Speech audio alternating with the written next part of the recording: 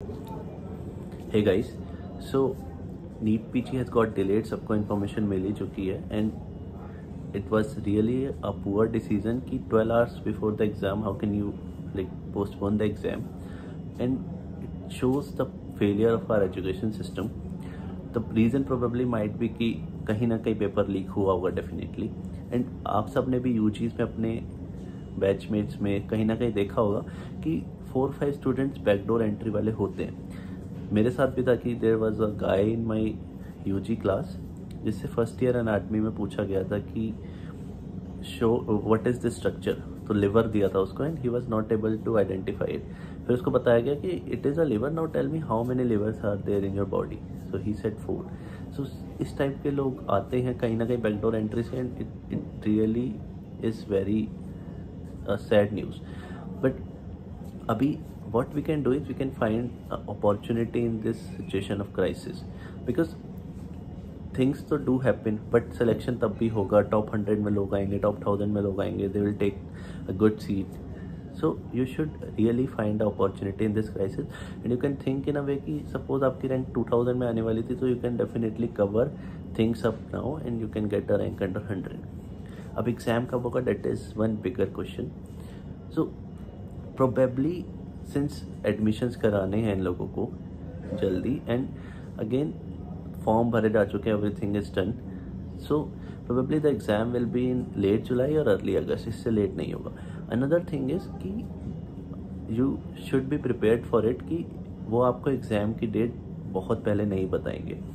Similarly मेरे साथ हुआ था when I was giving my AIIMS exam in 2020. NEET तो हो चुका था, उसके बाद कोविड आया. COVID was at its peak. उस टाइम पे एकदम there was complete lockdown. AIIMS के फॉर्म हम लोग भर चुके थे बहुत पहले ही.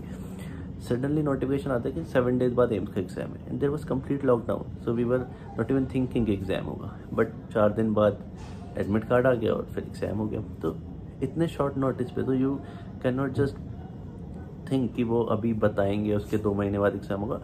It can happen definitely, but chances are high कि वो बताएंगे and within 7 to 10 days exam हो जाएगा. तो you won't be getting enough time to revise. So अभी क्या करना है, मोमेंटम बना हुआ है, just don't break the momentum.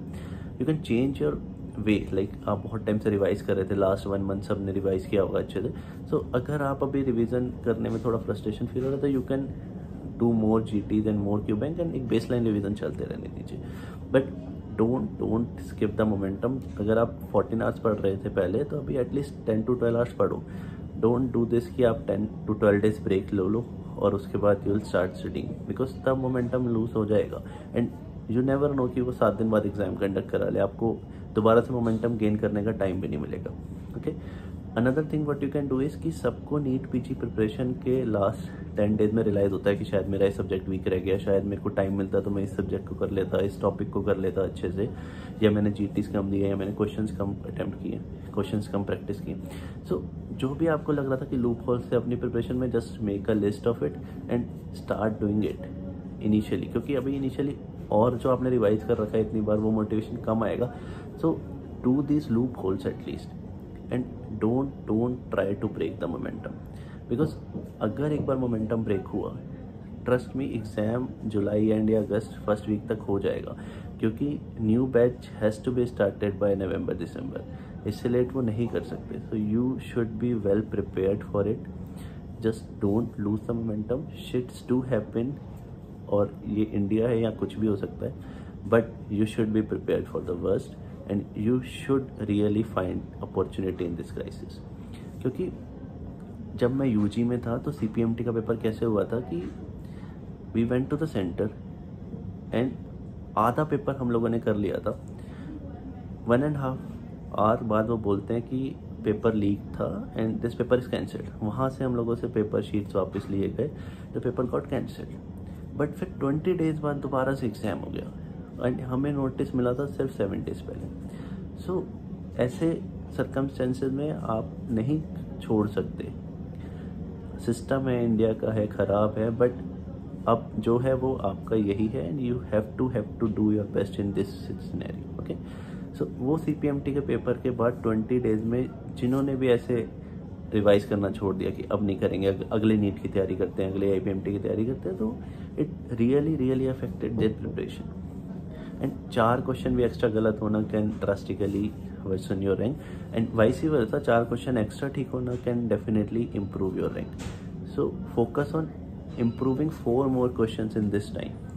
I know it's difficult because बहुत सारे पर्सनल लाइफ, फैमिली लाइफ के आपके काम रुके हुए होंगे, या फिर यू आर डिलेइंग देम ताकि एग्जाम हो जाए and you can focus on them again. And definitely there is much more in life, more than these exams और career, because you are more than your professional life. You have a personal life, family life, other things, but it's like it is the best point, क्योंकि इसके बाद ठीक है, when you will get selected you can focus on these things, these other things as well.